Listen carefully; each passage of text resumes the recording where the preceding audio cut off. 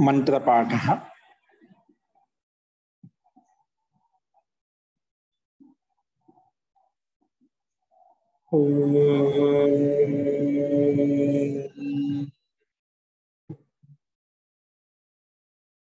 सहनावतु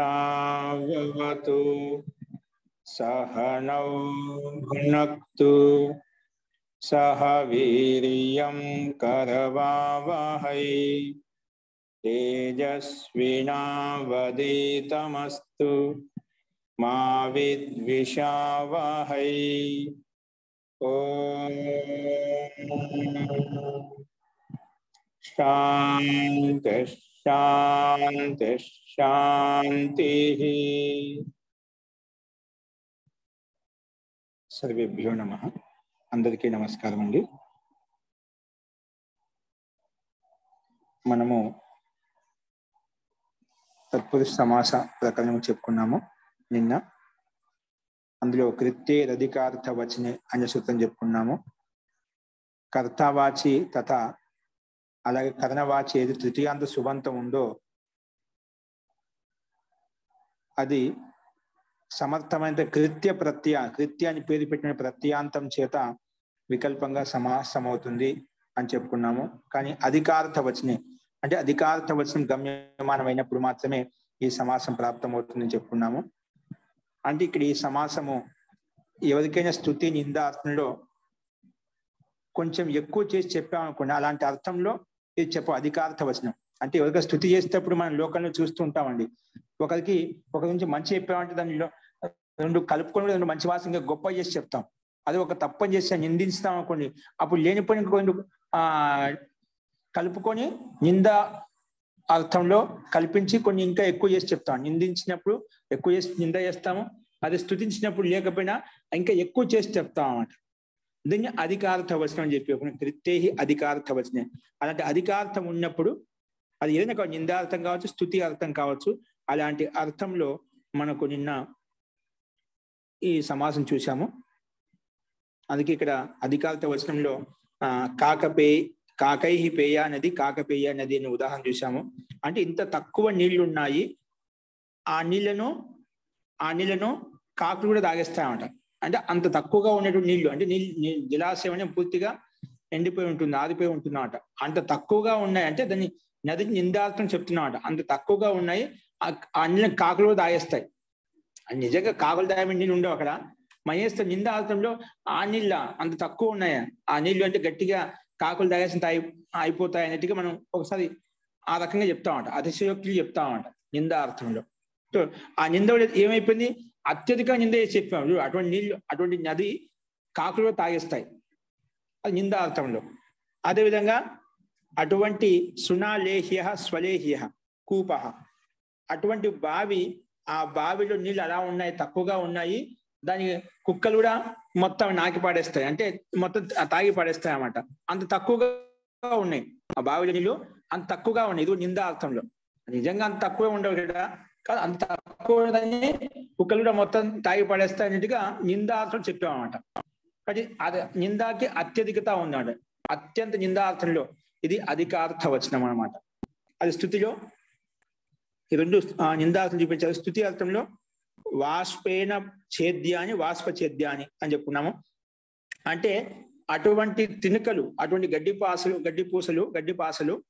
అవి ఆవిరితో కూడా తెగిపోతున్నాయి అన్నమాట. ఆవిరి ద్వారా కూడా తెగిపోతున్నాయి. అంటే ఆవిరి ఎలా ఉంటుందండి, వేడిగా ఉంటుంది, కొంచెం ములాయంగా ఉంటుంది, అంత వేడిగా ఉంటుంది, అంత చల్లగా ఉంటుంది అన్నమాట. ఆవిరితో కూడా తినికలు తెగిపోతున్నాయి, అంత ఇదిగా ఉన్నాయన్నమాట. అలాంటి అధిక స్తుతి చెప్తున్నాం. అంత తినికలు ఈ విధంగా ఉన్నాయి, ఆవిరి ద్వారా కూడా అవి తెగిపోతున్నాయి అనే అర్థంలో.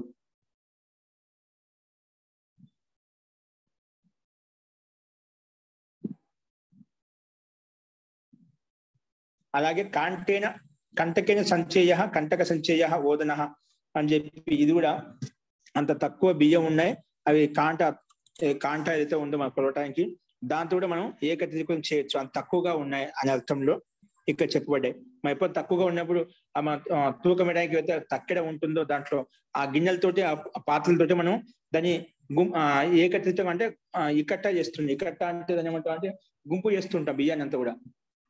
అంత తక్కువగా ఉన్నాయని చెప్పడంలో ఇలాంటి అర్థంలో మనం చూసాము.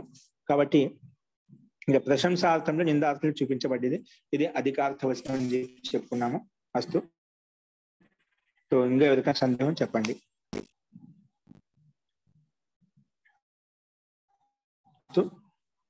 ప్రకృతవాంశరామ చూడండి స్లైడ్ ని. అదే క్రమంలో నెక్స్ట్ సూత్రం వచ్చేసి వ్యంజనం. అన్నేన తృతీయ విభక్తి ఏకవచనము, వ్యంజనం ప్రథమా విభక్తి ఏకవచనం. అన్నేన తృతీయ విభక్తి ఏకవచనము, వ్యంజనం ప్రథమా విభక్తి ఏకవచనం అన్నమాట.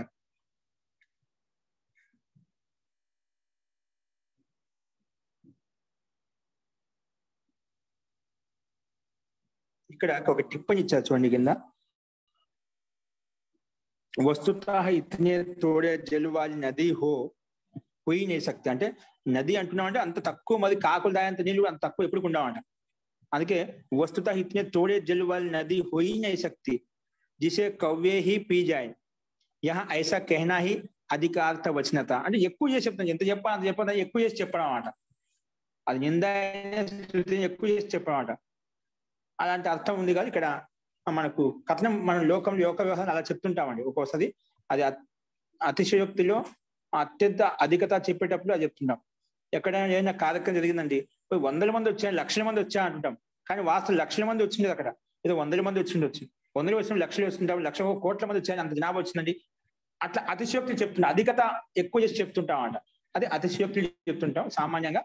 అలాంటి అతిశయోక్తి అలంకారం కింద మనం కొంచెం ఎక్కువ చేసి చెప్పడం అంట. అంటే దానికి ప్రశంసలు అలా చెప్తామంట, నిందైనా అదే విధంగా తీసుకొని చెప్తామంట. అది దాని యొక్క తాత్పర్యం. అస్తు. అన్యేన వ్యంజనం 33 సూత్రము.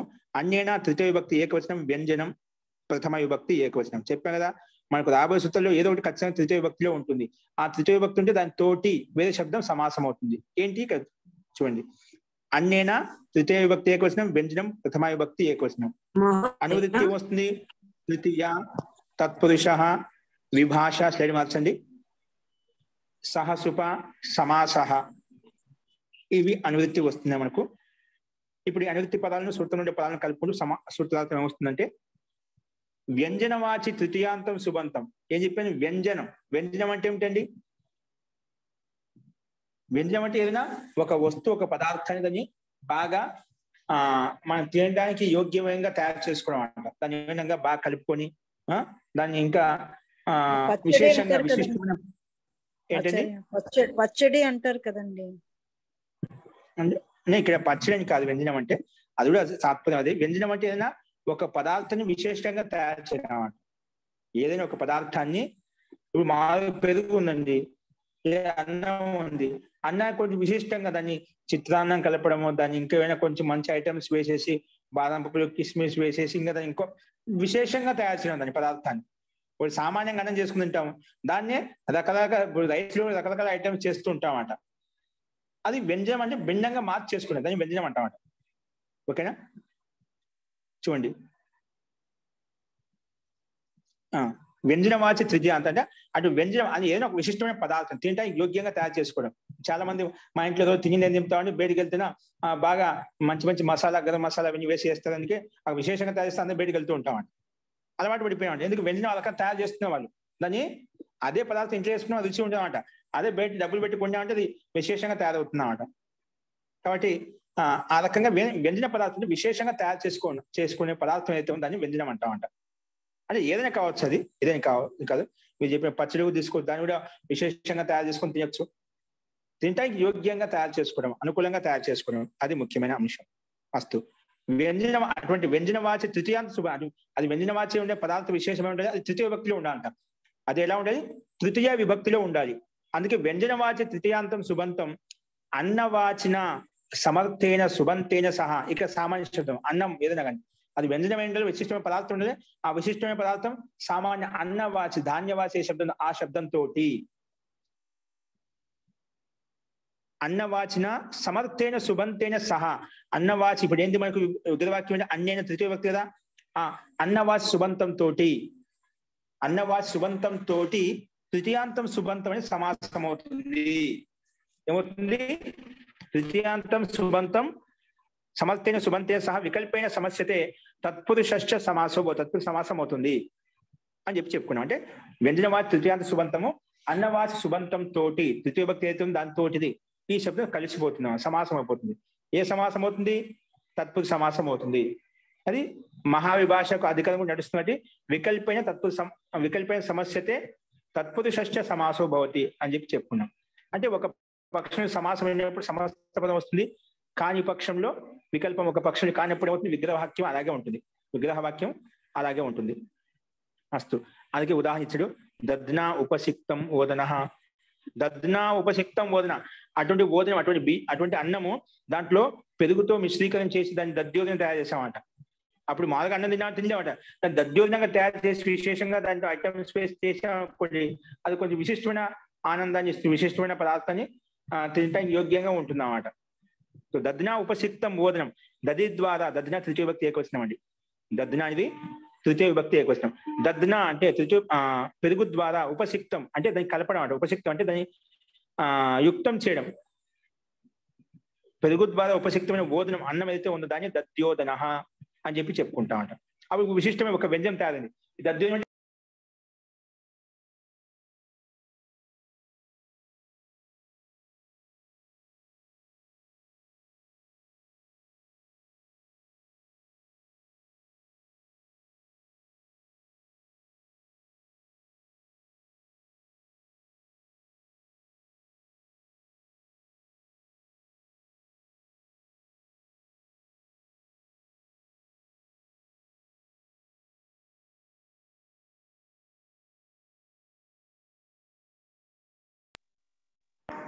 అస్తు ప్రకృతి వదామः. तो అదేవిధంగా క్షీరౌదన. క్షీరౌదన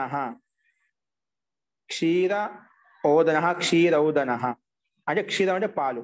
పాలతో తయారు చేసిన అన్నం ఏదైతే ఉందో, ఇప్పుడు పాలతో తయారు చేసిన అన్నంతో కలిపి ఏం చేసినప్పుడు పాయసం చేసుకోవచ్చు. పాయసంలో పాలు కలిపిన ఒక రకంగా ఉంటుంది, ఇంకో రకంగా పాయసం చేసి రకరకాలుగా చేయొచ్చు. పాలతో మనం వ్యంజనాలు భిన్నగా తయారు చేసుకోవచ్చు అన్నమాట. అటువంటి అన్నము పాలతో కలిసినప్పుడు దాన్ని క్షీరౌదన అంటాం. పాలు కలిపి చేసిన అన్నం ఏదైతే ఉందో, మిశ్రీకరణ చేసినప్పుడు ఏదైతే పదార్థం తయారవుతుందో దాన్ని క్షీరౌదన, పాలతో కలిపిన అన్నము. ఇప్పుడు పాలన్నం తింటుంటాం, పెరుగన్నం తింటుంటాం, అలాగా అది ఒక వ్యంజనం అన్నమాట. తయారు చేసిన పదార్థం అయితే దాన్ని వ్యంజనం అంటాం. అలాగా సో అన్నవాచి శుభంతం అంటే ఓదన, అన్నవాచి శుభంతం అనమాట. క్షీరం అనేది వ్యంజనం అన్నమాట. విశిష్టమైన వ్యంజనం క్షీరం, పాలు. అక్కడ విశిష్ట వ్యంజనం ఏంటి? పెరుగు. ఆ పెరుగు అనేది ఓదనం అంటే అన్నవాచి శుభంతంతో సమాసమైనది. సమాసమైనప్పుడు ఏమవుతుంది? సమస్త పదం ప్రకారంగా మనకు దద్యోదన, క్షీరోదన వచ్చాయన్నమాట. సమాసం కానీ సుప్లుక సమాస జగన ప్రాతిపద సంధ్య పెట్టుకుంటాం, ప్రాతిపద సంధ్య పెట్టుకుంటే సుప్లుక్ చేసుకుని క్షీర ఓదన ఋత్వ విసర్గ తెచ్చుకుని ఋత్వ విసర్గం చేసుకుంటే క్షీరోదన అయిపోతుంది. అలాగే దద్యోదన కూడా అలాగే తయారవుతుంది. దద్నాట ఓదనాసు అని పెట్టుకుంటాండి. దద్నాట ఓదనాసు, ఓకేనా? తృతీయ విభక్తి విడగొట్టుకున్నాం కదా. అదే క్షీరేణ ఉపసిక్తం ఓదన, క్షీరోదన, క్షీరాఠ ఓదనసు. ఈ స్థితిలో మనం ఈ ప్రక్రియ సూత్రం అన్యైన వ్యంజనం ప్రకారంగా సమాసం చేస్తాము. సమాసం చేయగానే కృత్ తదిత సమాసాశ్చ ప్రాతిపదిక సంజ్ఞతో సుపో ధాతు ప్రాతిపదిక ప్రకారం మధ్యలో ఉండి విభక్తులు లుక్కు చేస్తాము. అవి క్షీర ఓదన, దద్న, దది ఉపసిక్త,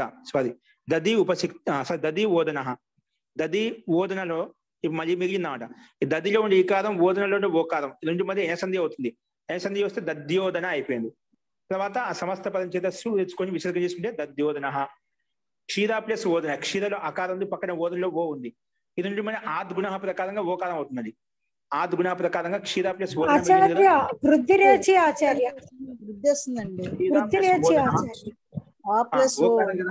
ఓదనం కదా. అకారం పక్కన ఎచ్చు ఉంటేనా, అచ్చు ఉంటే గిన వృద్ధి సంధి అయిపోతుంది. వృద్ధి తెచ్చి ప్రకారం ఎచి పద అకారాత్ ఉత్తరస్య ఎచి పద పూర్వ పదయోస్తని వృద్ధి ఏకాదశో భవతి. ఓకే, ఉత్తమం. అలాగే దది ప్లస్ ఓదన ఇక్కడ మటుకు ఎన సంధి అయిపోయింది. అస్తు. సో క్షీరోదన వృద్ధి తెచ్చి ప్రకారం వృద్ధి ఏకాదశం అయిపోయింది. ఈ రకంగా మనకు దద్యోదన, క్షీరోదన రూపాలు సిద్ధిస్తాయండి. అస్తు, స్పష్టమైందండి. ఏ శబ్దం ఏ శబ్దంతో కలుస్తుంది, ఏ శబ్దం కలపాలి అని మనకు ఇక్కడ నిర్ధారించబడుతున్నాయి అన్నమాట. ఓకేనా? అస్తు. నెక్స్ట్ సూత్రం చూడండి. భక్ష్యేన మిశ్రీకరణం. భక్ష్యేన తృతీయ విభక్తి ఏకవచనం, మిశ్రీకరణం ప్రథమ విభక్తి ఏకవచనం.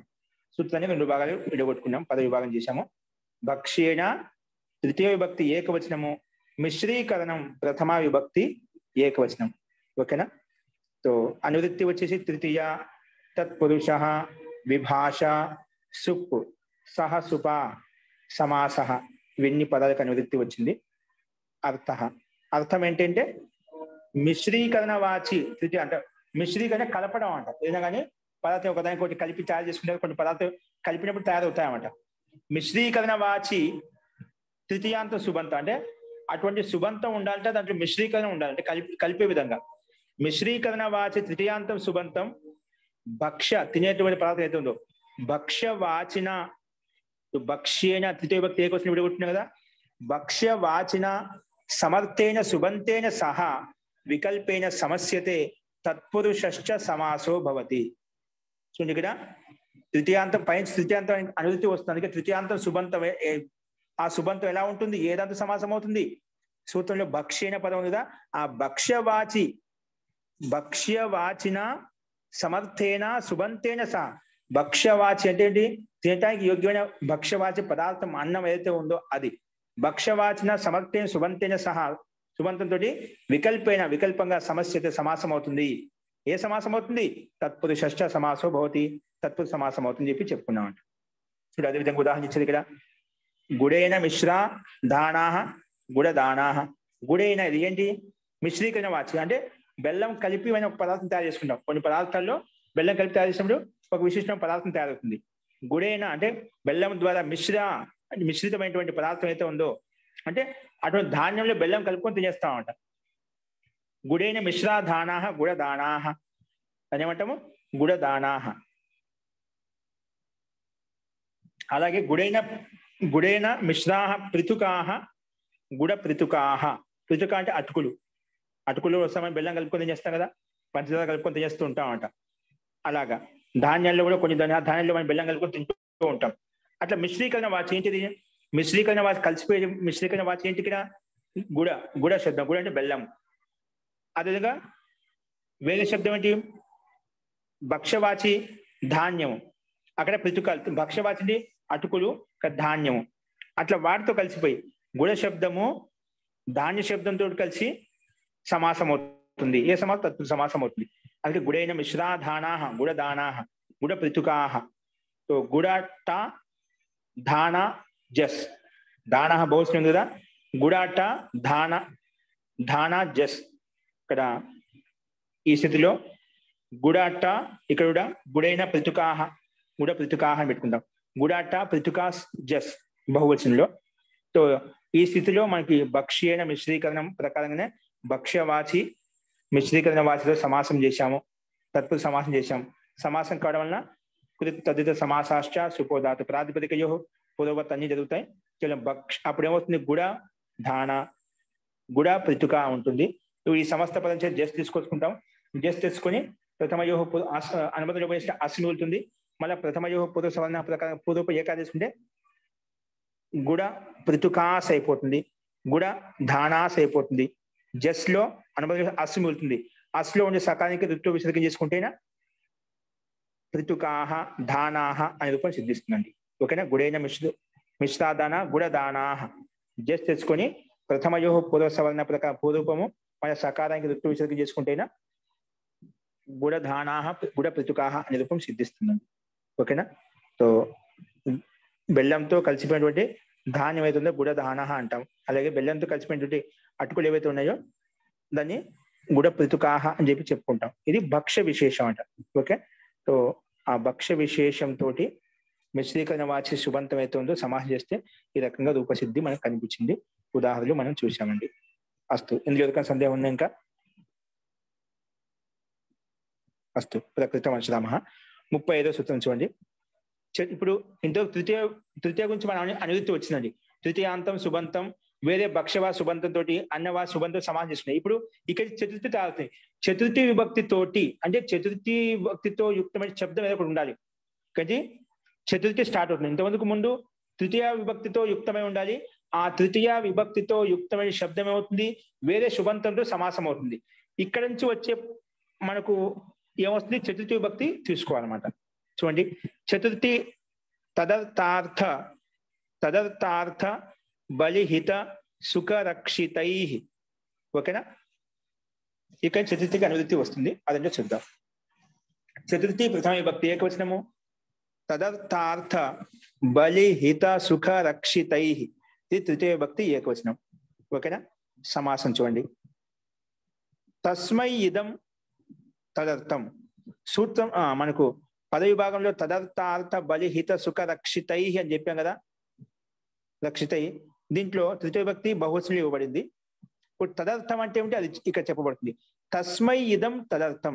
తస్మై దీనికోసం ఇది ఉంది, దాన్ని తదర్థం అంటాం. దేనికోసం ఏదైతే ఉందో దాన్ని తదర్థం. దేనికోసం ఏ వస్తువు ఏ పదార్థం ఏదైతే ఉందో దాన్ని తదర్థం. ఇప్పుడు స్నానాయుధం స్నానార్థం, స్నానం కోసం ఈ సబ్బు ఉంది. స్నానాయ స్నానాయ జలం స్నానార్థం.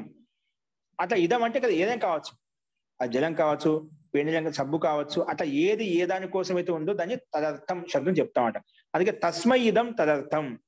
ఇది చతుర్థి విభక్తి విడగొట్టినాం కాబట్టి చతుర్థి తత్పురుష సమాసం అని చెప్పి చెప్పుకున్నాం. తస్మైలో చతుర్థి విభక్తి ఏకవచనం కాబట్టి విగ్రహ వాక్యం అదే విధంగా ఉంది కాబట్టి దాన్ని బట్టి మనకు సమస్త పదం కూడా తస్మై ఇదం తదర్థం అనేది చతుర్థి తత్పురుష సమాసం చేసుకున్నాం. నెక్స్ట్ దాన్ని ఇంకా అందులో శబ్దాలు పదాలు ఏవైతున్నాయో వాటిని విడగొట్టి చెప్తున్నా. ఇక్కడ తదర్థం చ అర్థం, తదర్థం అని విడగొట్టి దాన్ని మళ్ళా మిగతా అన్ని శబ్దాన్ని వేరువేరుగా విడదీసి చెప్తున్నారు. ఇక్కడ తదర్థం చ అర్థశ్చ బలిశ్చ హితం చ సుఖం చ రక్షితం చ, ఇవన్నీ సూత్రంలో పద విభాగంలో ఉన్నటువంటి చెప్తున్నాను, విడగొట్టి చెప్తున్నాను. అక్కడ సూత్రంలో సమస్త పదం కలిపి చెప్పాము, ఇక్కడ విగ్రహ వాక్యం ద్వారా సమాసాలు విడగొట్టి చెప్పుకుంటామట. సూత్ర స్పష్టత కోసం ఇక్కడ సూత్రాన్ని స్పష్టంగా అర్థం చేసుకోవడం కోసం విగ్రహ వాక్యం ద్వారా ఏ పదాలనే మనం విడగొట్టి చెప్పుకుంటున్నాం. అందులో ఏ లింగంలో ఉండి మనకు తెలిసిపోతుంది. పుల్లింగంలో ఉందా నపుంసక లింగంలో విడగొట్టామా, ఇది మనకు స్పష్టం అవుతుంది. తదర్థం చ అర్థశ్చ బలిశ్చ హితం చ, ఇది హితం నపుంసక లింగంలో, సుఖం చ నపుంసక లింగం ఉంది, రక్షితం చ ఇది నపుంసక లింగం ఉంది. వాటి ఇవన్నీ కలిపితే ఏమవుతుంది, తదర్థార్థ బలిహిత సుఖ రక్షిత అని. లాస్ట్ లో నపుంసక లింగంలో ఉంది కదా, సమస్త పదం నపుంసక లింగంలోకి వచ్చిందన్నమాట. తదర్థార్థ బలిహిత సుఖ రక్షిత అని. ఇవన్నీ ఏదంతో తైహి, వీటితోటి తైహి తదర్థార్థ బలిహిత సుఖ రక్షితై అలా అయిపోతుందన్నమాట. ఓకేనా, ఇది ఇతరేతర యోగ ద్వంద్వ సమాస. ఎందుకంటే ప్రతి పదానికి దానికి ఒక ఔచిత్యం, ఒక అర్థం అంటూ ఉన్నాడు. ప్రతి పదానికి సార్థకత ఉంది, ప్రాధాన్యత ఉంది. అందుకే ఇది ఇతరేతర యోగ ద్వంద్వ సమాసం చెప్పి చెప్పుకున్నాము. అస్తు. అనువృత్తి చూడండి. అనువృత్తి తత్పురుష విభాష సుప్పు సహసుప సమాస, ఇవన్నీ అనువృత్తి పైనుంచి మనకు వస్తున్నాయి. అర్థ. ఇప్పుడు ఇక చతుర్థ్యంతం సుబంతం, ఇంతవరకు చెప్పినాం. తృతీయాంతం సుబంతం చెప్పినాం పైన. తృతీయాంతం సుబంతం. ఇప్పుడు చతుర్థి విభక్తితో యుక్తమైన సుబంతం ఉండాలి, అంటే దాంట్లో చతుర్థి విభక్తి ఉండాలట. చతుర్థ్యంతం సుబంతం తదర్థ తదర్థ అర్థ బలి హిత సుఖ రక్షిత ఇత్యేతై, ఈ సుబంతాలు ఇత్యేతై సమర్థై సుబంతై సహా, ఈ సుబంతాల ఈ సమర్థవంతమైన సుబంతాలతోటి వికల్పంగా సమాసం అవుతుంది. వికల్పే సమస్యతే తత్పురుషశ్చ సమాసో భవతి. అంటే వికల్పంగా సమాసం అవుతుంది.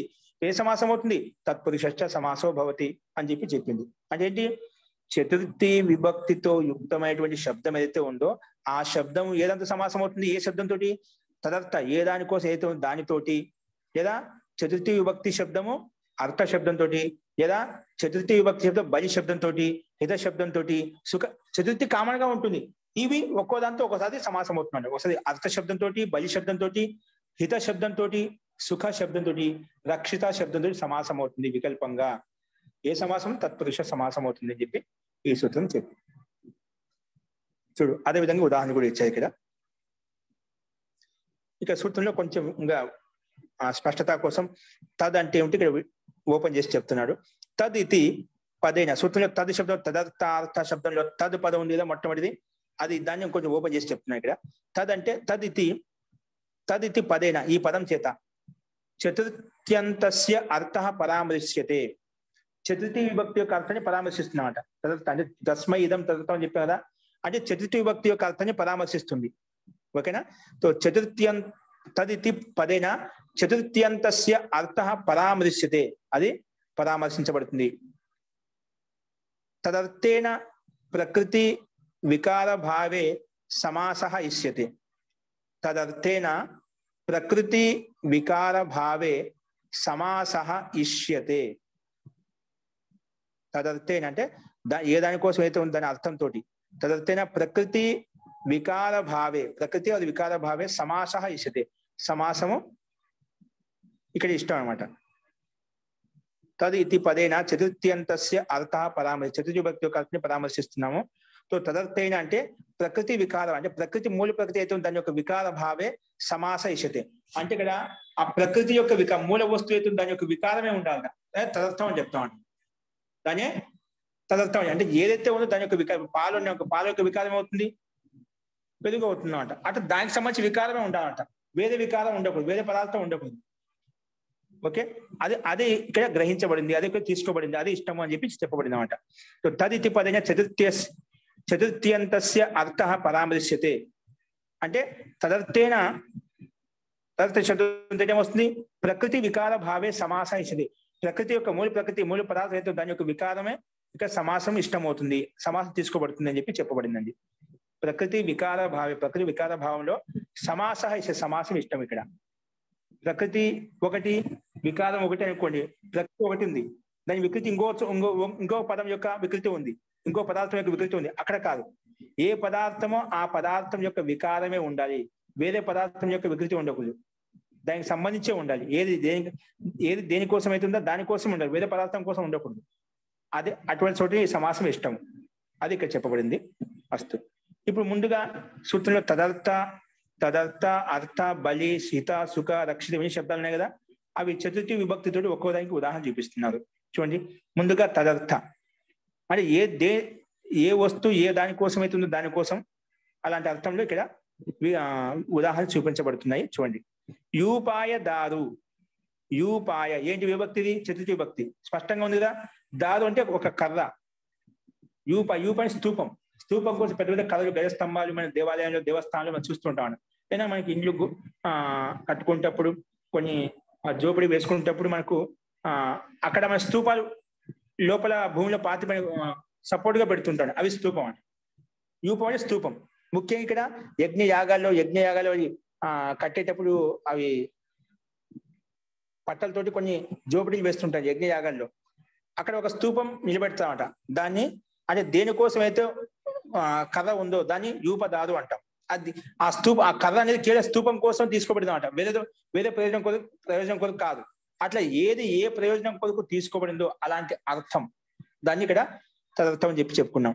సో అందుకే యూపాయ దారు, యూపం కొరకు అంటే స్తూపం కొరకు దారు అంటే కర్ర ఏదైతే ఉందో దాన్ని యూపదారు అంటాం. యూపం కోసం ఈ కర్ర ఏదైనా కావచ్చు, స్తూపం కోసం ఏదైతే మనం యుక్తిపూర్వకంగా ఉంటుందో అనుకూలంగా ఉంటుందో అది యూపదారు అంటాం. విగ్రహవాక్యం ఏమైనా వస్తుంది, యూపాయ చతుర్థి విభక్తి ఏకవచనంలో ఉంది కాబట్టి యూపంగే దారుసు, యూపంగే దారుసు. సో ఇదే సూత్రం ప్రకారం సమాసం చేస్తాము. చతుర్థి విభక్తి శబ్దము తదర్థ శబ్దంతో సమాసం అవుతుంది. సమాసంగానే రాత్రి సంధ్య సుప్లుక్ చేసుకుంటే యూప దారు. ఓకేనా, మళ్ళా సు తెచ్చుకొని ఋత్వ విసర్గం చేసుకుంటే యూప దారు, అలా తయారవుతుంది. నెక్స్ట్ రెండో ఉదాహరణ, కుండలాయ హిరణ్యం. హిరణ్యం అంటే బంగారం, హిరణ్యం ఏదో ఒకటి స్వర్ణం. ఆ స్వర్ణం ఎంత తీసుకొచ్చాము, కుండలం అంటే చెవులు చేయించుకోవడం కావచ్చు, ఏదైనా కోసం తెప్పించుకున్నాం అది కుండలాయ. కుండలం అంటే చెవుల యొక్క కుండలు కావచ్చు. కుండలాయ హిరణ్యం, కుండలం కోసం హిరణ్యం తీసుకురాబడింది. దాన్ని కుండలాయ హిరణ్యం, కుండలం కొరకు హిరణ్యం ఏదైతే ఉందో దాన్ని కుండల హిరణ్యం అంటాం. హిరణ్యం ఎందుకోసం, కుండలు తయారు చేసుకోవడం కోసం తెప్పించామండి స్వర్ణం అంటుంటామంట. ఎందుకోసం, అట్లా ఏ వస్తువు ఏ పదార్థం దేని కొరకు తీసుకొచ్చామో అది ఇక్కడ కుండలాయ హిరణ్యం, కుండల హిరణ్యం. ఇక్కడ కూడా కుండల ఇంగే హిరణ్యస్సు. సో ఈ సూత్రం చేసి సమాసం చేస్తాం. కుండలంగే చతుర్థి విభక్తి కదా, అది హిరణ్య శబ్దంతో సమాసం అవుతుంది. సుప్లుక్ చేస్తాము, కుండల హిరణ్య వస్తుంది. సమస్త సు తెచ్చుకుంటాము. ఇక్కడ మళ్ళా ఆకారాంత శబ్దం నపుంసకలింగంలో ఉంది కాబట్టి హిరణ్యం శబ్దము. సో అతోం ప్రకారంగా సు స్థానంలో అమ్మ వస్తుంది. అమి పూర్వహ ప్రకారం కలిపేసుకుంటే కుండల హిరణ్యం అలా వస్తుంది. ఓకే, నెక్స్ట్ తదర్థ శబ్దానికి 2 ఉదాహరణలు చూపించారు. ఇప్పుడు చతుర్థి విభక్తి అనేది అర్థ శబ్దంతో సమాసం చేసి ఎలా ఉంటుంది అవి ఉదాహరణ చూపిస్తున్నాడు. అర్థ, ఇక్కడ అర్థ శబ్దానికి ఒక కింద టిప్పని ఇచ్చాడు. अर्थ शब्द के साथ नित्य समास वार्तिक से कहा है, अतः ब्राह्मणार्थ का विग्रह न ब्राह्मणार्थ का विग्रह नहीं से दिखाया. ఓకే, ఇది నిత్య సమాసం వార్తిక అర్థ శబ్దంతో సమాసం మనకు వికల్పంగా ఉంది కదా, అనవలసి వస్తుంది కదా. ఇక్కడ వికల్పం కాదు, పైన విగ్రహవాక్యం చూపించా కదా. అంటే ఒక పక్షంలో విగ్రహవాక్యం ఉంటుంది, సమాసం కానప్పుడు, సమాసమైనప్పుడు సమస్త పదం ఉంటుంది. కానీ చతుర్థి విభక్తికి అర్థ శబ్దంతో సమాసం చేసినప్పుడు విగ్రహవాక్యం ఉండదు. నిత్య సమాసం ఒకే సమస్త పదం వస్తున్నాడు, వికల్పం ఉండాలన్నమాట. కదా ఖచ్చితంగా నిత్య సమాసం అవుతుంది, వికల్పంగా జరగదు. అది కింద అది ఒక వార్తిక చదివి చెప్పాడు. 2:1:35 ఒక వార్తిక ఉందంటే ఆ వార్తికం ప్రకారంగా నిత్య సమాసం అవుతుంది, వికల్పం కాదు. ఇది వార్తిక విశిష్టమైన వార్తికం కాబట్టి ఇక్కడ దానికి బలమైంది కాబట్టి ఇక్కడ మనం నిత్య సమాసం చేసుకోవాలి. చూడండి, బ్రాహ్మణార్థం పయః, ఇక్కడ విగ్రహానికి చెప్పే బ్రాహ్మణు కొరకు పయః పాలు, బ్రాహ్మణు కోసము పాలు. బ్రాహ్మణార్థం అంటే మనం విగ్రహాక్యం రూపసిద్ధి చేసుకున్న బ్రాహ్మణాంగే అర్థాసు.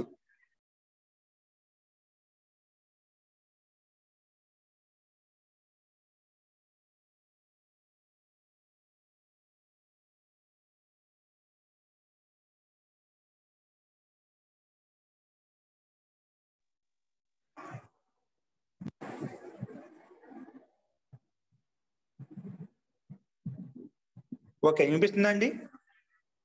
తో బ్రాహ్మణార్థం పయః, బ్రాహ్మణార్థ యవాగు, బ్రాహ్మణు కోసం యవాగు అంటే గోధుమలు, యవాగు. అలాగే ఇక 2 ఉదాహరణలు. అర్థ శబ్దం బ్రాహ్మణార్థం పయఃకి నిత్య సమాసం చూపించామంట. బ్రాహ్మణాంగే అర్థాసు, ఇక్కడ సమాసం చేసుకుని ఎదురు సూత్రం ప్రకారంగా సుప్లుకు చేసుకుంటేనా బ్రాహ్మణ అర్థ వస్తుంది. బ్రాహ్మణలో అకారం ఉంది, అర్థలో అకారం ఉంది. అకార సవర్ణ దీర్ఘ ప్రకారం దీర్ఘ చేసుకుంటే బ్రాహ్మణార్థ వస్తుంది అన్నమాట. తో సు తెచ్చుకుని సుస్థానం అమ్మ తెచ్చుకుంటే బ్రాహ్మణార్థం పయః, బ్రాహ్మణ కోసం పయం అంటే పాలు. ఇక సమస్త పదం చూసామంట. అలాగే బ్రాహ్మణార్థ యవాగు, యవాగు స్త్రీలింగం చూపించబడింది కాబట్టి ఇక్కడ సమస్త పదం చేత టాప్ తెచ్చుకొని బ్రాహ్మణార్థ అని చెప్పుకుంటామంట. ఇంకోటి బ్రాహ్మణాంగే అర్థాసు, తో సమాసము తర్వాత ప్రాతిపదిక సంధ్య సుప్లుకు చేసిన తర్వాత బ్రాహ్మణ అర్థ, ఇక్కడ ఎన్న సంధి చేస్తున్న సవర్ణ దీర్ఘ సంధి చేస్తే బ్రాహ్మణార్థ అయిపోతుంది. తర్వాత అజాద్య టాప్ తెచ్చుకుంటే బ్రాహ్మణార్థ యవాగు. ఇక యవాగు స్త్రీలింగం ఇవ్వబడింది కాబట్టి దానికి విశేషంగా టాప్ తెచ్చుకున్నామంట. అస్తు, ఈ రకంగా మనం నిత్య సమాసం అర్థ శబ్దంతో చూసాం. అంటే చతుర్థి విభక్తి కామన్ గా ఉంటుంది.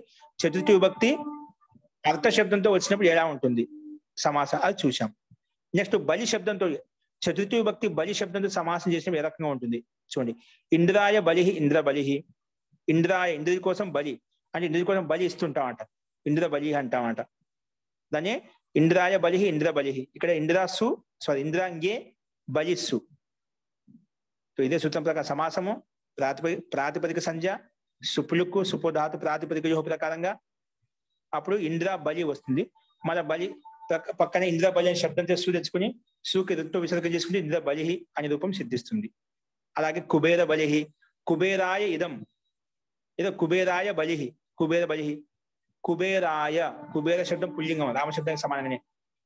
ఇంద్రాయ ఎలాగనో కుబేరాయ బలి, కుబేరాయ బలి, కుబేర బలి. ఓకేనా? తో సేమ్ అదే విధంగా ఉంటుంది కూడా. తో ఈ రకంగా బలి శబ్దం చతుర్థి విభక్తి బలి శబ్దంతో సమాసం చేసినప్పుడు ఈ రకంగా రూపసిద్ధి ఉంటుంది. అలాగే హిత శబ్దంతో చతుర్థి విభక్తి హిత శబ్దంతో సమాసం ఎలా ఉంటుంది అది ఉదాహరణ చూడండి. గోభ్యో హితం, గోహితం, గోభ్య బహువచనం. గోభ్య చతుర్థి విభక్తి బహువచనంలో గవే గోభ్యాం గోభ్య, గవే గోభ్యాం గోభ్య అలా వస్తున్నమాట. అలాగే దీనికి సంధి వల్ల గోభ్యో హితం, గోహితం అంటే ఆవుల కోసం హితమైనది ఏదైతే ఉందని గోహితం అంటాం. ఆవుల కోసం హితకరమైన వస్తువు పదార్థం ఏవైతే ఉన్నాయో దాన్ని గోహితం. ఆవుల కోసం హితమైన పదార్థము, హితమైన వస్తువు ఏదైతే ఉందో అది మనం తీసుకోవాలి.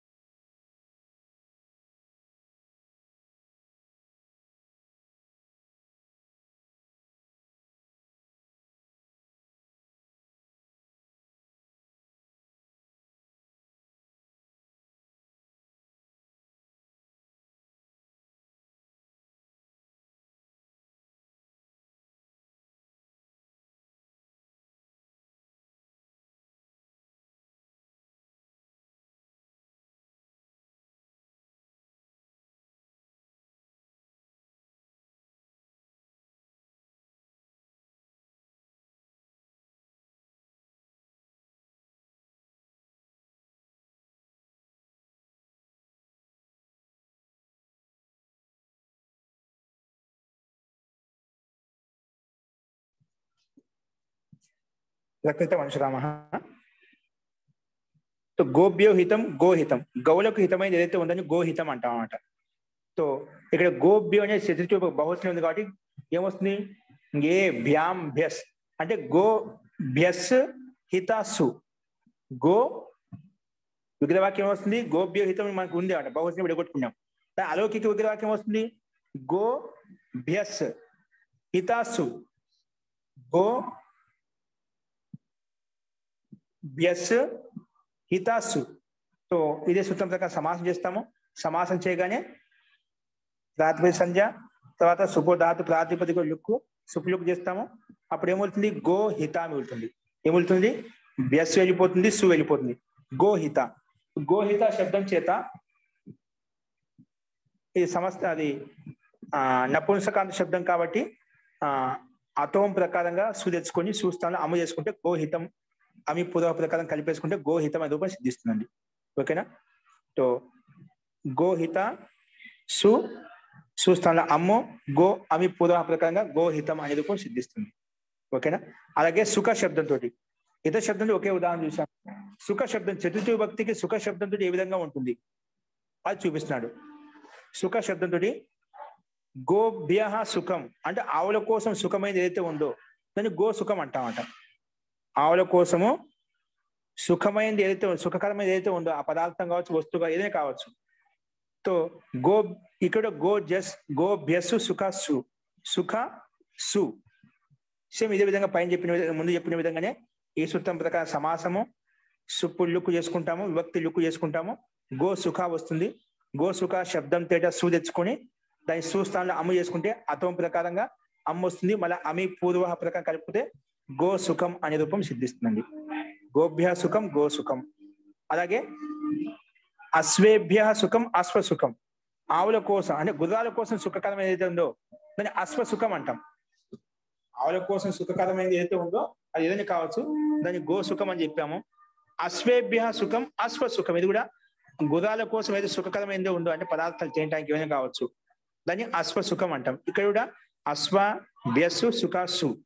సో విభక్తి యుక్కు చేసిన తర్వాత అశ్వ సుఖ వస్తుంది, మన సు తెచ్చుకొని సుస్థానంలో అమ్ము అమి పూర్వ. సో అశ్వ సుఖం అనే రూపం సిద్ధిస్తుంది. ఓకే. అలాగే రక్షిత శబ్దంతో, రక్షిత శబ్దంతో చతుర్థి విభక్తి కలిపిన ఏ విధంగా ఉదాహరణ వస్తుంది చూడండి. రక్షిత శబ్దంతో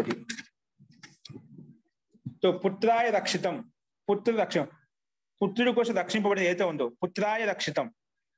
పుత్రాయ రక్షితం అంటే పుత్రుడి కోసం రక్షింపబడినది, కొడుకు కోసం రక్షించబడిన ఏదైతే ఉందో దాన్ని పుత్ర రక్షితం అంటే పుత్రుని కోసం రక్షింపబడింది. అది ధన సంపత్తి కావచ్చు, ఏదైనా కావచ్చు. ఓకేనా. సో ఏది రక్షింపబడిందో దాన్ని పుత్ర రక్షితం అంటామట. పుత్రాయ రక్షితం, పుత్ర రక్షితం. సో పుత్రాంగే రక్షితాసు.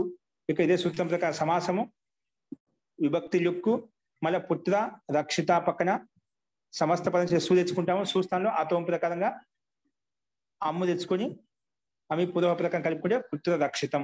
అలాగే అశ్వరక్షితం, అశ్వాయ రక్షితం అశ్వరక్షితం, గురం కోసం రక్షింపబడింది ఏదైతే ఉందో, గురం కోసం రక్షింపబడిన వస్తు పదార్థం ఏదైతే ఉందని అశ్వరక్షితం అంటాం.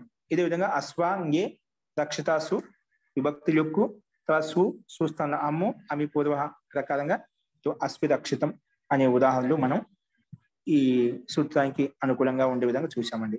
అస్తు ఈ రకంగా మనం వీటి యొక్క చతుర్థి విభక్తి అనేది తదర్థ శబ్దంతో బలి, అర్థ శబ్దంతో బలి శబ్దంతో హిత శబ్దంతో సుఖ శబ్దంతో రక్షిత శబ్దంతో సమాసం చేసినప్పుడు ఏ విధంగా ఉంటుంది ఉదాహరణలు అవి చూసాం. ఒక పక్షంలో సమాసం అవుతుంది, సమాసమైన సమస్త పదం ఉంటుంది, విభాష అంటున్నారు. ఒక పక్షం కాని పక్షంలో విగ్రహవాక్యం అలాగే ఉంటుంది. ఇది ఈ సూత్రం యొక్క అభిప్రాయం అండి. అస్తు ఇందులో ఏదైనా సందేహం ఉందండి?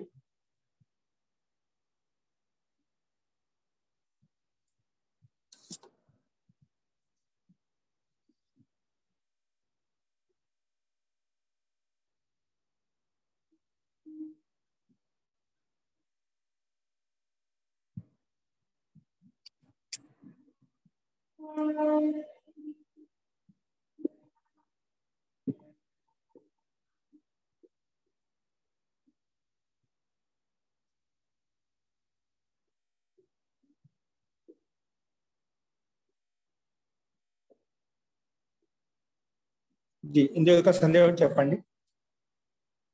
స్పష్టమైనది అర్థమైందా ఆచార్య? ఓకే. సమర్థంగా ఆలోచన చేసి కాలపడం అన్ని వస్తుంది. విగ్రహవాక్యం గుర్తుపెట్టుకోవాలి. విగ్రహవాక్యాన్ని బట్టి మనకు తెలుసు. దాన్ని బట్టి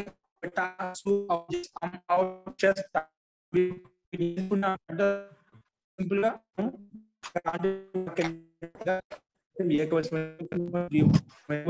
బహువచనం అయితే పెట్టుకోవచ్చండి. ఓకే, చూడండి చూడండి. చతుర్థి భక్తితో చూసాం. పంచమి ఉదాహరణ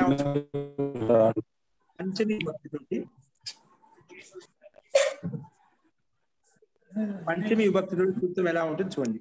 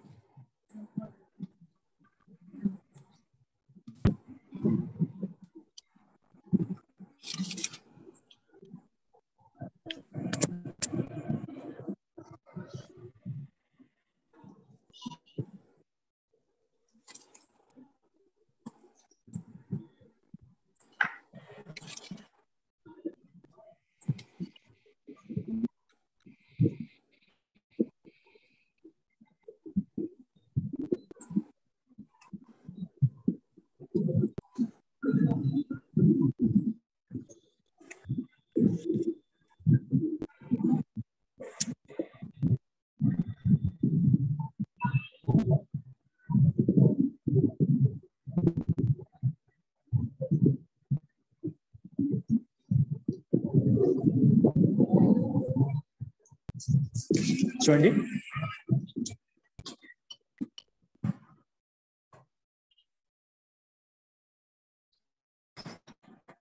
పంచమి భయం పుత్రాయ రక్షితం పుత్రరక్షితం అశ్వరక్షితం అని చెప్పి ఉదాహరణ చూసాము.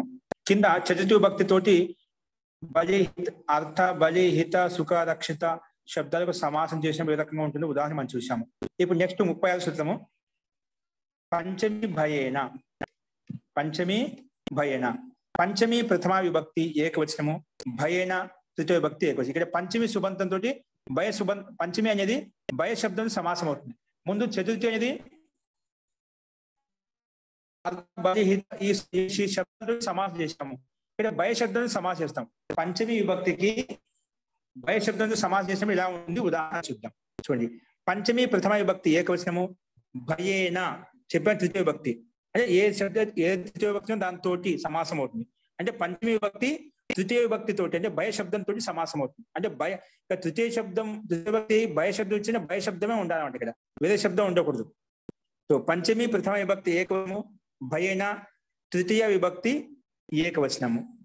చూడండి, తత్పురుష విభాష సుప్పు సహసుప సమాస ఇవన్నీ అనువృత్తి వస్తున్నాయి.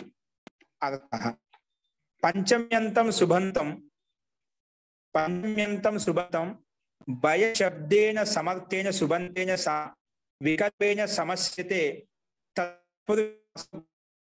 పంచమ్యంతం సుబంతం అంటే పంచమి విభక్తితో ఎక్కువ సుబంతం అవుతుందో పంచమి విభక్తి ఉండాలి, అది సుబంతం ఉండాలి అనమాట. పంచమ్యంతం సుబంతం భయ శబ్దేన సమర్థమైన సుబంతం తోటి వికల్పంగా సమస్యతే సమాసం అవుతుంది. ఏ సమాసం అవుతుంది? తత్పురుష సమాసో భవతి, తత్పు సమాసం అవుతుంది. ఓకేనా? సో పంచమి భక్తి అనేది భయ శబ్దంతో భయ అనే సమర్థమైన సుబంతంతో సమాసం అవుతుంది, తత్పు సమాసం అవుతుంది. ఉదాహరణ చోరేభ్యో భయం చోర భయం, చోరేభ్య భయం చోర భయం, అలాగా వృకేభ్యో భయం వృక భయం, చోరేభ్యో భయం చోర భయం. సో ఇక్కడ పంచవిభక్తి విడగొట్టున్నాం కాబట్టి ఇక్కడ గసిభ్యాం భ్యస్ వస్తున్నాడు. వృకాభ్యస్ భయాస్సు, వృకాభ్యస్ భయాస్సు అంటే తోడేళ్లతోటి భయం. ఏ దానితో ఇప్పుడు మనం చెప్తున్నాం, వేడితో అయితే భయం, ఏ దాని చూసి భయం కలుగుతుందో అంటే భయానికి కారణం అయితే అందులో పంచమీ భక్తి వస్తుంది. అది దీని ప్రకారంగా ఈ సూత్రం ప్రకారంగా దేని చూసి భయపడుతున్నామో దానిలో పంచమీ భక్తి అనమాట. భయ రిక భయం చూడండి. భయాసు ఈ సూత్రం ప్రకారం పంచమ్యంతం పంచమ్యంతం కదా, భయ శబ్దం సమాసం చేశాము. సమాసం చేయగానే ప్రాతిపదిక సంఖ్య మళ్ళీ విభక్తి లుక్కు వృక భయ అలా ఉండిపోయింది. వృక భయ తర్వాత వృక భయ అనే సమస్త పదం చేత సు తెచ్చుకుంటాము. గ్యా ప్రాతిపదిక అధికారంలోకి వెళ్ళి సుస్థానంలో అతం ప్రకారంగా అమ్ము చేసుకుంటే మళ్ళీ అమి పూర్వ ప్రకారం కలుపుకొని వృక భయం. అలాగే చోరాభ్యస్ భయాసు చోర భయం సేమ్ ఇదే విధంగా ఉంటుంది. ఓకేనా? సో తోడేళ్లతోటి భయము, దొంగ వాళ్ళతోటి భయము, అది చెప్పండి. ఇక్కడ చౌర భయం అని ఉంది, చోర భయం అంటారు కదా, చౌర భయం అని ఉంది మహోదయ. చోరేభ్యో భయం, చౌర భయం అంటే చురధాతుకి కొన్ని చోట్ల వృద్ధి చేసుకున్నప్పుడు చౌరా భయం కూడా అంటారు. చౌరేభ్యో భయం, చౌర భయం. ఇక చౌర శబ్దం పెట్టుకోవచ్చు, లేదా కొంచెం వృద్ధి చేస్తారు చౌర అని చెప్పి. సో చౌర పెట్టుకోండి, వృద్ధి చేశారు. ఇక్కడ ఘై ప్రత్యయం వచ్చినప్పుడు చౌరహ అయిపోతుంది. సో చౌరేభ్యో భయం, చౌర భయం అలా పెట్టుకోండి, ఇబ్బంది లేదు. ఓకేనా? ఏమిటి మనం ఇక్కడ చౌరస్థాన చౌర పెట్టేస్తాం. చౌరేభ్య చౌరాభ్యస్ భయస్సు అని పెట్టుకుంటాం. ఓకేనా అండి? చౌరాన్ని పెట్టుకోండి. ఇక్కడ వృద్ధి చేసాం, గుణం చేయలేదు, వృద్ధి చేయబడింది. ఘై ప్రత్యయం ఉంది కాబట్టి వృద్ధి చేసుకున్నాను. డైరెక్ట్ గా మనం తయారైన శబ్దం తీసుకుంటాం. చౌర శబ్దం ఎలా తయారని చెప్పలేదు. తుది ధాతు చేత ఘై ప్రత్యయం తీసుకుంటే చౌరహ అయిపోయింది అలా మనం అలా చెప్పుకోవడం లేదు. డైరెక్ట్ గా తయారు చేసే శబ్దాన్ని చౌరేభ్య అని చెప్పి తీసుకున్నాం. చౌరేభ్య అని తీసుకోండి. అస్తు. ఇంకా అండి? ఓకే, సేమ్ దీనికి సంబంధించింది ఆది వృద్ధి అయినా వస్తుందండి. ఏంటండి? చౌరా అని వచ్చింది కదా, ఆది కాదండి. ఆది చురధాతుకి కదండి వస్తుంది, చౌరా వస్తుంది. ఎక్కడండి? ఎస్ కదండి మనకి వస్తుంది. ఇక్కడ మనకు జీ ఇక్కడ చౌరేభ్య అనే చౌర శబ్దంలో చౌరానా చౌరన అవరు అడిగారు నిర్మల గారు. అక్కడ మనకు తయారు చేసిన శబ్దం చౌర శబ్దం డైరెక్ట్ తీసుకుంటున్నాం. ఇక్కడ చౌర శబ్దంలో చౌరని తీసుకోండి. ఇక్కడ ఈ శబ్దం ఎలా తయారు మనం చెప్పుకోవడం లేదు. చౌరాభ్యస్ భయాసు చౌర భయ. ఈ చౌర భయ అనే సమస్త పదం చేసి తెచ్చుకో చూస్తున్న అమ్ము అమ్మ చౌర భయం అలా వచ్చేసింది. ఇప్పుడు చెప్పండి మీ సందేహం ఏంటి ఇక్కడ? రాజ్యలక్ష్మి గారు. చౌరా కదా ఉందండి ఇక్కడ అంటున్నాను. చౌరాన్ని వస్తే ఆది వృద్ధి రావాలి కదా. చౌర సమస్త పదం చూడండి, సమస్త పదం చౌరేభ్యో భయం అండి. చౌరేభ్యో అదే నేను అంటున్నాను. కొంచెం గుణం తీసుకుంటాం, కొంచెం వృద్ధి తీసుకుంటాం అన్నమాట. గుణం చేసిన చౌరా ఉంటుంది, కొంచెం వృద్ధి చేసిన చౌర భయం కూడా ఉంటుంది అన్నమాట. అంటే ఎన్ని రకాల ప్రయోగాలు ఉన్నాయి. అది ఇక్కడ చౌర శబ్దం ఉంది కాబట్టి చౌర శబ్దం తీసుకోండి అంటున్నాను. ఓకే, తాత్పర్యం అదే వస్తుంది. అచ్పతి తీసుకున్న గుణం వస్తుంది, ఘై ప్రతి తీసుకున్నా కూడా వృద్ధి అవుతుంది, అది తేడా వస్తూ ఉంటాయి. ఓకేనా రాజ్యలక్ష్మి గారు? అర్థమైందండి. కొంచెం చౌర శబ్దం తీసుకుంటే కొంచెం చౌర శబ్దం తీసుకుంటారు. ఇక్కడ చౌర శబ్దం తీసుకోబడింది కాబట్టి అలాగే చూద్దామండి. ఓకేనా? అలాగే. ఇంకొక సూత్రం చూడండి. यहाँ से पंचमी की अनुवृत्ति కూడా మళ్ళీ ఇంకో సూత్రం వస్తుందన్నమాట. పోడా ముక్త పతిత పత్రస్తైరల్పశః. అపేత పోడా ముక్త పతిత పత్రస్తైః. ఇదంతా తృతీయ విభక్తి ఏకవచనము. అల్పశ విడగొట్టుకున్నాము. ఇది అవ్యయపదం. అవ్యయపదము అపేత పోడా ముక్త పతిత పత్రస్తైః. ఇది తృతీయ విభక్తి బహువచనము. అవ్యయపదం. ఈ మొట్టమొదటి అపేతశ్చ అపోడశ్చ ముక్తశ్చ పతితశ్చ అపశ్చ అపత్రస్తశ్చ మొత్తం కలిపితే అపత్రస్తాః తైః అపత్రస్తైః ఇతి ఏతైః అపత్రస్తైః. ఇది ఇతరేతర యోగ ద్వంద్వ సమాసం మనం తీసుకున్నామండి. అన్నిటిని విడగొట్టుకుని అన్నిటిని కలిపితే ఇతరేతర యోగ ద్వంద్వ సమాసం అవుతుంది. అస్తు. అనువృత్తి చూడండి. పంచమి తత్పురుష విభాష సుప్పు సహసుప ఇవన్నీ ఉదాహరణలు అనువృత్తి వస్తున్నాయి. ఇప్పుడు వీటితో అనువృత్తి తోటి సూత్రంలో ఉండే పదాలను కలుపుకుంటూ సూత్రాలను చూడండి. అల్పశ అని పదం ఉందిగా. అల్పం పంచమ్య అల్పని పంచమ్యంతో సుబంతం. అల్పశ అనేది అవే పదం ఇచ్చేది ఇక్కడ. అల్పం పంచమ్యంతం సుబంతం. ఇక్కడ పైనుంచి పంచమి భక్తికి అనువృత్తి తీసుకునే ఇక్కడ లేదు సూత్రంలో. పైనుంచి పంచమి భయన నుంచి పంచమి భక్తికి అనువృత్తి వస్తుంది. అందుకే అటువంటి సుబంతం పంచమ్యంతం అల్పం పంచమ్యంతం సుబంతం. అటువంటి అల్ప శబ్దం పంచమ్యంతం ఉండాలి. పంచమ్యంతం సుబంతం అపేత శబ్దంతో, అపోడ శబ్దంతో, ముక్త శబ్దంతో, పతిత శబ్దంతో, అపత్రస్త ఈ శబ్దంతో, ఇది ఏతై సమర్థై సుబంతై ఇటువంటి సమర్థమైన సుబంతాలతోటి వికల్పేన వికల్పంగా సమాసం అవుతుంది. ఏ సమాసం ఉంది? తత్పురుష సమాసం భవతి అని చెప్పి చెప్తున్నాం ఇక్కడ. సో ఇదంటే పంచమ్యంతం ఉండాలంట. అల్పం అంటే ఇక్కడ తాత్పర్యం ఏంటంటే, ఇప్పుడు అల్పం అనేది ఇక్కడ కొంచెం అనే అర్థం వచ్చిందండి. అల్పం అంటే ఏంటి?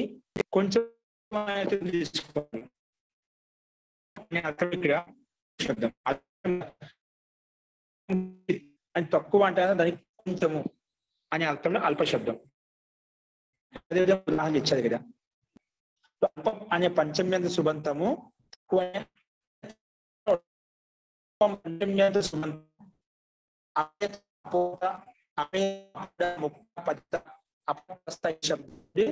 సమాసం వికల్పిస్తుంది. అది తత్సమాసం అవుతుంది చెప్పారు. దుఃఖాపేత దుఃఖాదపేత దుఃఖాపేత అదే దూరం వెళ్ళిపోయాడట. దుఃఖాత్ అపేత దుఃఖాపేత పంచభక్తి అపేత శబ్దం సమాసం అయిపోయాడు. దుఃఖాత్ అపేత దుఃఖాపేత విగ్రహ దుఃఖ అపేతస్తు.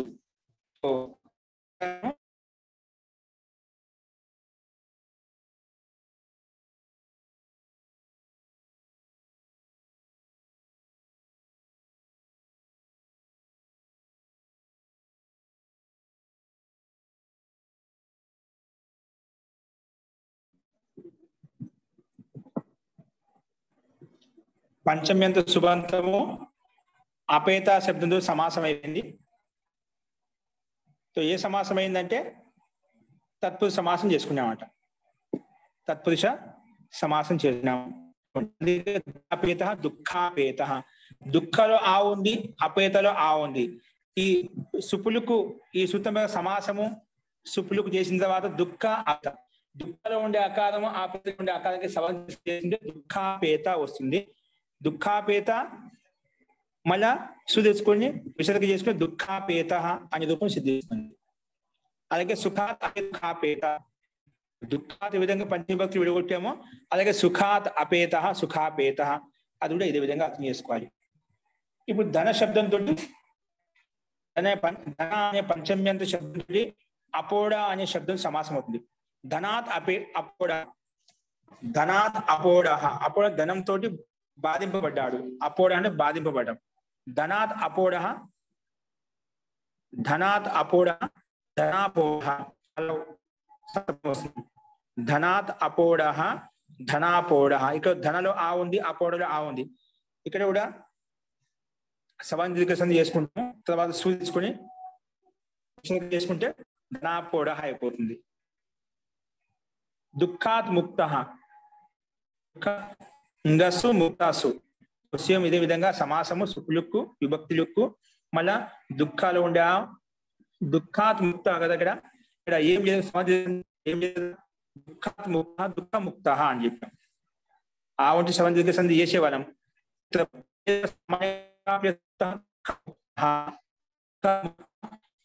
చేత సూర్యుని చేసుకుంటే దుఃఖముక్త అయిపోతుంది.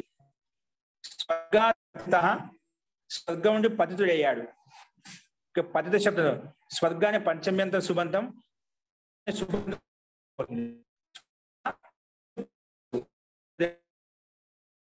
చేసుకుంటేనా స్వర్గా పతిత, అలాగే తరంగాత్ అపత్రస్థ, తరంగాత్ అపత్రస్థ అంటే తరంగాలతో విసిరివేయబడ్డది, తరంగాల చేత దూరంగా వేయబడ్డది అంటే విసిరివేయబడ్డది ఏదైతే ఉంటుందని తరంగాపేత, తరంగాలు వచ్చినప్పుడు అలలు వచ్చినప్పుడు కొట్టుకపోవడం అన్నమాట. ఏదైతే తరంగాల కారణంగా చేత కొట్టుకపోయిందో వెళ్ళిపోయిందో దాన్ని తరంగాపేత అంటాం. తరంగాల చేత సముద్రంలో తరంగాలు అలలు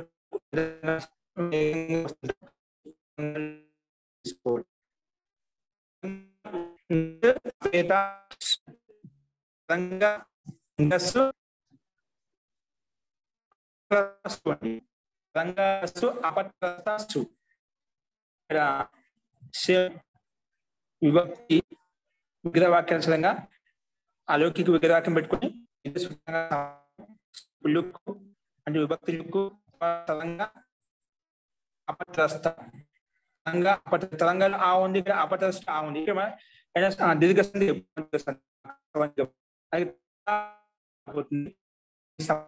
చూసుకుని తీసుకుంటే రూపము సిద్ధిస్తుంది.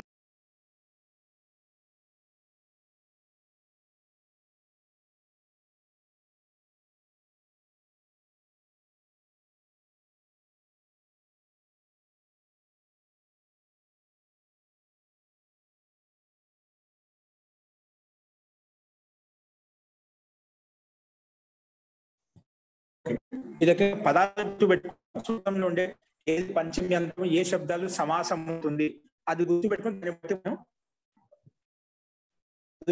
మనం ఏది ఏ శబ్దం సమాసమైంది ఇప్పుడు తెలుసుకోవచ్చు అండి. ఓకే, కంటిలో వికల్పం సమాసం అయిపోయింది, విగ్రహవాక్యం ఉంటుంది, సమాస పక్షం సమస్త పదం ఉంటుంది. ఈ రకంగా 30 సూత్రాన్ని చూసామండి. ఇంకా ఇంకొక సూత్రం ఉంది, అది చెప్తున్నాము. అది తాంత్ర శబ్దంలో సమాసం అవుతుంది అని చెప్పబడింది, అదేంటో రేపు చెప్తామండి. కాస్త ఇందులో ఇప్పటి వరకు చెప్పిన దాంట్లో సందేహం చెప్పండి. ఉందండి మహోదయ, ఇక్కడ అల్పసహ ఎక్కడ వాడారండి? అల్ప తక్కువ అని అర్థం, అర్థం తీసుకోండి. అల్పసహ అనేది అల్ప కాదు, అల్పం అంటే తక్కువ అవును అని అర్థం. దుఃఖ అంటే కొంచెం దుఃఖాన్ని దూరం చేస్తున్నాడని. దుఃఖాపేత అంటే కొంచెం దుఃఖమా, అక్కడ అల్ప దుఃఖమా? అల్ప అంటే కొంచెం అర్థంలో కొంచెం కొంచెం ఎక్కువ అంటే మీకు అభిప్రాయం పక్కన ఇచ్చాడు. అల్పశా కైనేక అభిప్రాయ హైకి అల్పం అంటే తోడేహి అంటే కొంచెము, కొంచెం అర్థంలో తోడేహి పంచమ్యంత సుబంతం समास होता है, తోడేహి పంచమ్యంత సుబంతం समास होता है. సబ్ పంచమ్యంతో అంటే కొన్ని పంచమ్య సుబంతాలతో అన్నిటికీ కాదన్నమాట, కొన్ని నిర్ధారించబడ్డాయి వాటికి మాత్రమే అటువంటి పంచమ్యంతాలతోటి సమాసం అవుతుంది. అల్పం కొంచెం, కొన్ని పంచమ్యంత విభక్తులతో, అన్ని పంచవిభక్తులు కాదు ఆ అర్థంలో, కొన్ని విభక్తుల్లో మాత్రమే, కొన్ని పంచవిభక్తులు. పంచవిభక్తి అనేక శబ్దాలకు పంచవిభక్తి పెట్టుకోవచ్చు, అన్ని శబ్దాలతో సమాసం అవుతుందా? లేదు. అల్పం కొన్ని శబ్దాలతో, కొన్ని పంచమ్య శబ్దాలతోటే ఇక్కడ సమాసం అవుతుంది, అన్ని శబ్దాలతో కాదు. అవి కొన్ని నిర్ధారించబడ్డాయి, మనకు ప్రయోగాన్ని బట్టి తెలుస్తాయండి, అది తీసుకోవాలి. ఓకేనా? ఇప్పుడు ఇంకోటి ఉదాహరణ ప్రాసాద పతిత, ఇక్కడ ప్రాసాద పంచవిభక్తి కదా, పద అంటే భవనం నుండి కింద పడ్డాడు, ఇక్కడ సమాసం అవుతుంది, ఇక్కడ సమాసం కాదు. ఇక్కడ ఏది పంచవిభక్తి కదా, పంచవిభక్తి శబ్దం పతిత శబ్దం సమాసం అవుతే మనకు ప్రాసాద పతిత అలా ఉండదు కదా, ఇది ప్రయోగం రాదు, లౌకిక ప్రయోగం లేదనమాట, కాబట్టి సమాసం కాదు. అట్లా కొన్ని శబ్దాలు ఇక్కడ నిర్ధారించబడ్డాయి, ఆ శబ్దాలతో మాత్రమే సమాసం అవుతుంది, అన్ని శబ్దాలు కాదు అని అర్థంలో అల్పం అంటే. ఇప్పుడు ఏవైతే ఇచ్చారో అవి అందు వీటితో మాత్రం సమాసం అవుతుంది, వేరే శబ్దాల్లో కాదు. ఓకేనా? ఇక్కడ మనకి ఏవైతే శబ్దాలు తీసుకోబడ్డా వాటితో మాత్రం తీసుకుంటామంట. ఇక్కడ ప్రసాదాత్పరిత అంటే ధ్రువం అపాయ అపాదానం కూడా అన్వయించుకోవచ్చు కదండి.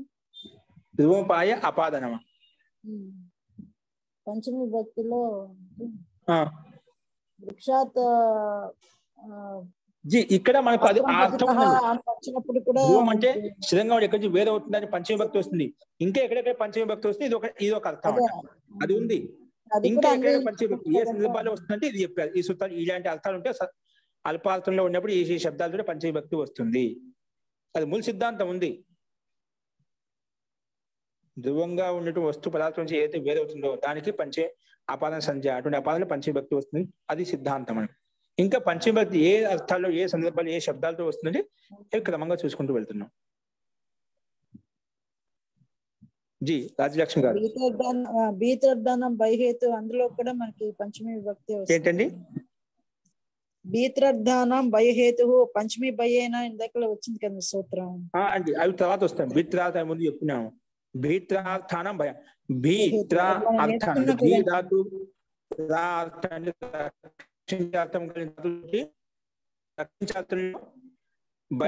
భయానికి కారణం అయితే ఉందో అలాంటి కారణార్థంలో పంచమి భక్తి అవి వస్తాయి మనకి. ఇక్కడ ఇంకా కొన్ని సూత్రాలు చెప్పిన కాదక ప్రకారం లాస్ట్ లో కూడా వస్తాయి. అక్కడ పూర్తి అవుతుంది. ముందు చెప్పుకున్నాం మనకు ప్రారంభంలో 1వ అధ్యాయం 4వ పాదంలో అక్కడ చెప్పుకున్నాం. ఇంకా అట్లా ఏ చోట పంచవిభక్తి వస్తే ఇవి దానికి పూరకాలు అన్నమాట. ఓకేనా? అందుకే ఆ సూత్రాలు ఇవన్నీ గుర్తు పెట్టుకోండి, మీకు ఆటోమేటిక్ యథార్థంగా అన్వయించుకోవచ్చు అన్నమాట. అలాగా ఆ సూత్రాలు గుర్తుంటే మనకు ఎక్కడెక్కడ పంచవిభక్తి వాడబడింది. భయ హేతు ప్రకారం ఇక్కడ భయానికి కారణం ఏంటి? వికం. అవి దాంతో ఈ సమాసం చేశామంట సమస్త పదంలో. అక్కడ అర్థం నిర్ధారించబడింది. ఇక్కడ నిర్ధారించబడిన తర్వాత పంచవిభక్తి ఎలా వచ్చిందంటే ఇక్కడ పంచవిభక్తి ఎలా వస్తుంది? భీత్రార్థం భయ హేతు ప్రకారం ఇక్కడ పంచవిభక్తి అని చెప్పుకోవచ్చు. భయానికి కారణం అయితే ఉంది దాంట్లో పంచవిభక్తి వస్తుంది. ఆ సూత్రం ప్రకారం మనం ఇక్కడ అన్వయించుకోవాలి. అస్తు జీ. ఓకే అండి.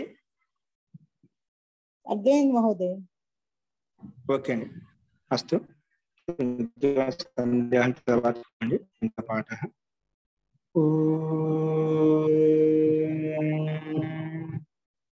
సర్వే భవంతు సుఖినః, సర్వే సంతు నిరామయాః, సర్వే భద్రాణి పశ్యంతు, మా కశ్చిద్ దుఃఖభాగ్ భవేత్.